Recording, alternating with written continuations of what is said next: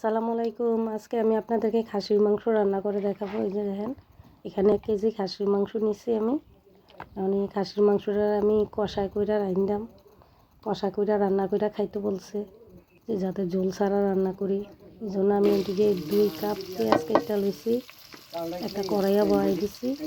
আমি আধা কাপ পরিমাণ তেল দিছি, তেল দিয়ে 2 কাপ পেঁয়াজ দিয়ে দিছি আর আদা রসুন বাটা দিয়ে দিছি। যেহেতু খাসির মাংস আদা রসুন বাটার পরিমাণটা একটু বাড়াইয়া দিতে হবে।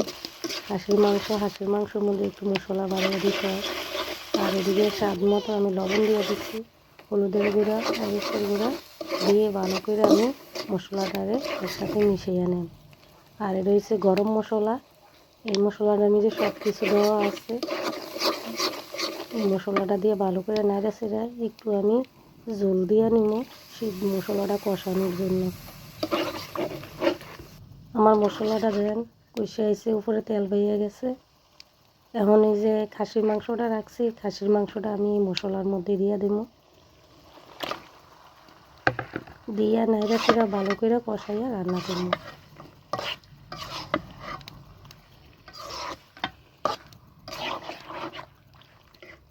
ভালো করে মিশিয়ে ঢাকনা দিয়ে নেন, একটু কষা লেগে। সাথে 2টা টমেটো কেটে দিছি। টমেটোটা দিলে একটু ঝোলটা মাখা মাখা হইব, একটু গ্রান বাইরেব, ভালো লাগবো। এই যে দেখেন কি সুন্দর রং হয়ে গেছে, একটা সুন্দর একটা সেন্টও বাইর হয়েছে।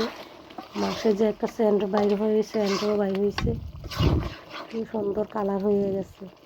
আমি এই মাংসটা আরও অনেকক্ষণ ধরে কষায়াম, ভালো করে কষানোর মধ্যে সিদ্ধ করাম। কষানোর মধ্যে সিদ্ধ করলে এই মাংসটা খাইতে অনেক মজা হয়। এর মধ্যে আমি অল্প পরিমাণে একটু জল দিয়ে দিছি, মাংসটা একটু হালকা সিদ্ধ হওয়ার জন্য।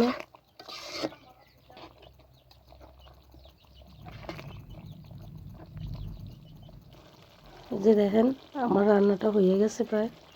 আমার রান্নাটা ভালো লাগলে লাইক কমেন্ট শেয়ার করবেন। সবাই ভালো থাকবেন, সবার দাওয়াত রইল।